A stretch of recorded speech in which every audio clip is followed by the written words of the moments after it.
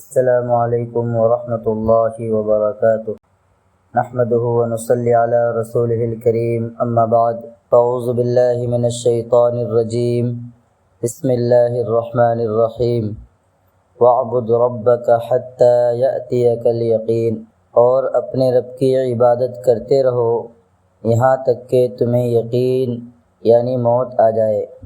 یہ آیت ہمیں زندگی بھر کے لیے بندگی کا پیغام دیتا ہے۔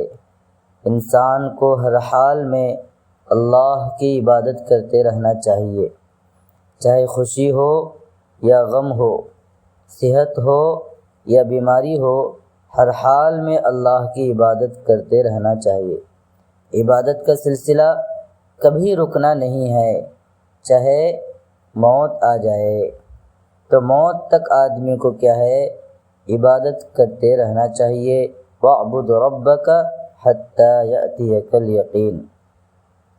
عن ابی ہریرہ رضی اللہ عنہ ان رسول اللہ صلی اللہ علیہ وسلم قال: من كان يؤمن بالله واليوم الآخر فليقل خيرا أو ليصمت۔ بخاری کی حدیث ہے، رسول اللہ صلی اللہ علیہ وسلم نے فرمایا، جو شخص اللہ اور قیامت کے دن پر ایمان رکھتا ہو، من كان يؤمن بالله واليوم الآخر فليقل خيرا، اسے چاہیے کہ اچھی بات کہے، اور لیصمت یا خاموش رہے۔ اسلام زبان کی حفاظت کو بہت اہمیت دیتا ہے۔ یہ حدیث ہمیں سکھاتی ہے کہ اگر ہماری بات دوسروں کو فائدہ نہیں پہنچا سکتی تو ہمیں خاموش رہنا ہی بہتر ہے، کیونکہ ہر لفظ کا حساب دینا ہوگا۔ ایک مسئلہ، اگر نماز کے دوران موبائل فون بجنے لگے تو کیا کرنا چاہیے؟ کیا نماز فاسد ہو جائے گی اگر آدمی بند کرنے کی کوشش کرے؟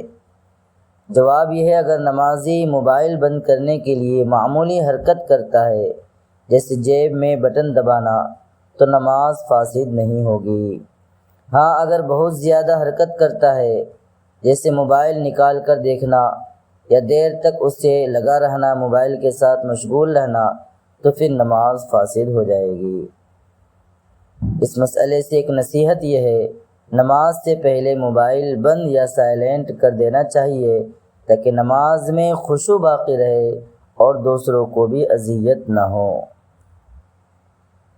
یہ قرآن کی آیت، حدیث مبارکہ اور ایک فقہی مسئلہ دوسروں تک پہنچائیں تاکہ آپ کے نام اعمال میں ثواب لکھتا رہے۔ السلام علیکم ورحمۃ اللہ وبرکاتہ۔